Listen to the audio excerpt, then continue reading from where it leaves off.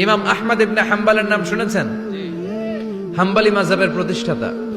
হানাফি, শাফিঈ, মালিকি, 4 নাম্বারটা আপনারা বলেন।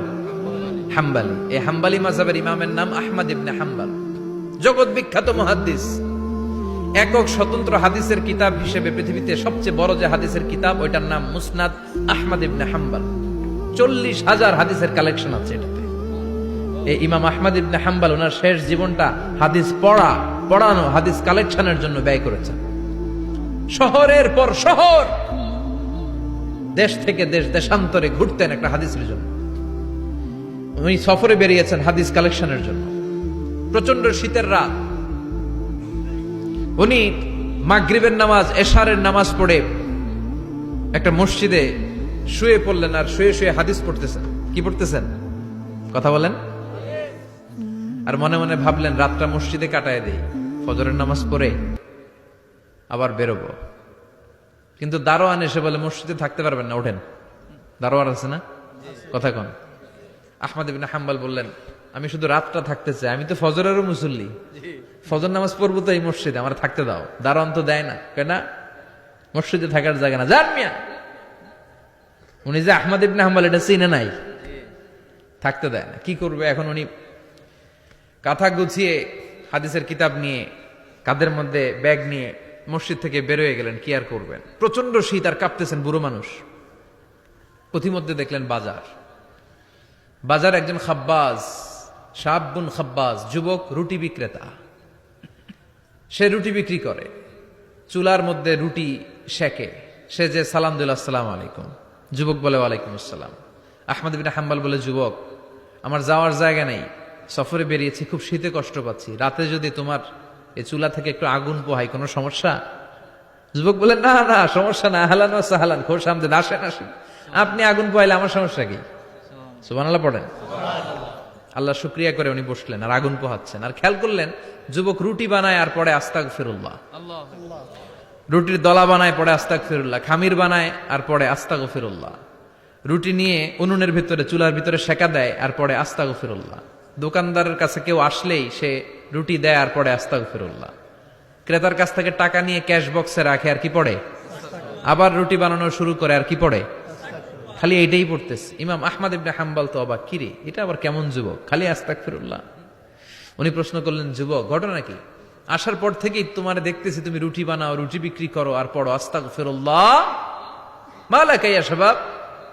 যুবক বলে, আস্তাগফিরুল্লাহ আমার সবচেয়ে বেশি পছন্দের আমল, আমি সব সময় আঠার মতো ইস্তেগফারের সাথে লেগে থাকি আর সব সময় পড়তে থাকি আস্তাগফিরুল্লাহ, আর এর বদৌলতে আল্লাহ আমারে মুস্তাজাবুদ দাওয়া বানিয়ে দিয়েছে। আহমদ ইবনে হাম্বল তো অবাক, আনতা মুস্তাজাবুদ দাওয়া, তুমি মুস্তাজাবুদ দাওয়া, রুটিওয়ালা। আমি এত বছর হাদিস পড়াই, আমিও তো মুস্তাজাবুদ দাওয়া না, আর তুমি রুটি বেচো বাজারে, তুমি মুস্তাজাবুদ দাওয়া, তুমি দোয়া করলেই সব কবুল হয়ে যায়। যুবক বলে, নাম আনা মুস্তাজাবুদ দাওয়া, আমি আমার জীবনে যত দোয়া করেছি কবুল করে নিয়েছে কে? আল্লাহ। সব দোয়া কবুল করে নিয়েছে আল্লাহ, একটা দোয়া ছাড়া। কয়টা? আহমদ ইবনে হাম্বলের কৌতূহল, কিউরিয়াসিটি আরো বেড়ে গেল। কি? সব দোয়া কবুল হয়েছে, একটা দোয়া ছাড়া। মাযালিকা দোয়া ইয়া শাব, কি সেই দোয়া? যুবক এবার বলতে শুরু করলো, আমার জীবনে যে দোয়াটা আল্লাহ কবুল করে নাই সেটা হচ্ছে, আমি আল্লাহর কাছে অনেক চেয়েছি, অনেক দোয়া করেছে যে আল্লাহ, শুনেছি এই জামানার সবচেয়ে বড় মুহাদ্দিস, তার নাম নাকি ইমাম আহমদ ইবনে হাম্বল। আল্লাহ তোমার কাছে আমার চাওয়া, আমি যেন এই ইমাম আহমদ ইবনে হাম্বলের দেখে মরতে পারি, আমি যেন ইমাম আহমদ ইবনে হাম্বলের হাতে হাত রেখে মুসাফা করতে পারি আর তার কপালে একটা চুমু এঁকে দিতে পারি। আহমদ ইবনে হাম্বল আবেগপ্রবণ হয়ে গেলেন, চোখের পানি ছেড়ে দিলেন, বললেন, যুবক তোমার এই দোয়াটাও কবুল হয়ে গিয়েছে। আহমদ ইবনে হাম্বলের দেখার সাক্ষাৎ পাওয়ার জন্য আহমদ ইবনে হাম্বলের বাড়িতে তোমার যাওয়ার দরকার নাই, আহমদ ইবনে হাম্বল তোমার দরবারে ছুটে এসেছে। আনা আহমদ ইবনে হাম্বল মুহাদ্দিসুদ দাহর, আমি নিজেই আহমদ ইবনে হাম্বল। যুবক চোখের পানি ছেড়ে দেয়, আহমদ ইবনে হাম্বল চোখের পানি ছেড়ে দেয়। যুবক চিৎকার মেরে ইমাম আহমদ ইবনে হাম্বলকে জড়িয়ে ধরে, হাতে হাত রেখে মুসাফা করে, কপালের মধ্যে চুমু খায়।